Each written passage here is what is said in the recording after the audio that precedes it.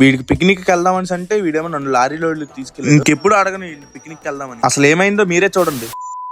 Hi అండి, అందరికీ నమస్తే. ఈ రోజు మా ఊర్లో వాళ్ళతో కలిసి అయితే పిక్నిక్ వెళ్తున్నాం. ఎక్కడికంటే ఆడేరు. ఈ రోజు అయితే చాలా అంటే చాలా హ్యాపీగా అయితే ఉంది. మా అక్క అయితే ఎంజాయ్ చేద్దామని ఒక ఉద్దేశంతో పిల్లలు ప్రతి ఒక్కరు అయితే చాలా అంటే చాలా హ్యాపీగా ఉన్నారు. ఈ క్యాన్స్ నిండా బిర్యానీ చికెన్ అయితే ఉంది. చాలా హ్యాపీగా అయితే స్టార్ట్ అయ్యాం. కాకపోతే చిన్న ఇష్యూ వల్ల మధ్యలో మళ్ళీ నేను దిగిపోయి మా ఫ్రెండ్ గారికి అయితే కాల్ చేసి అరకు వెళ్దాం అంటే సరే వెళ్దాం అనేసి బైక్ మీద వెళ్దాం అనేసి ప్లాన్ చేసాం. కాకపోతే వీడు ఏంటంటే ఒకసారి లారీ ఎక్కరా ఇక్కడికి వెళ్ళి వచ్చేద్దాం అనేసి అంటే లారీ ఎక్కాను. తీరమై చూస్తే నన్ను రాయల్లోడికి అయితే తీసుకెళ్ళాడు. 3 hours తర్వాత అయితే అది స్టార్ట్ అయిపోయాం. ఈ దేవుడిని మొక్కుంటే మనం క్షేమంగా వస్తామని నమ్ముతుంటారు ప్రతి ఒక్కరు.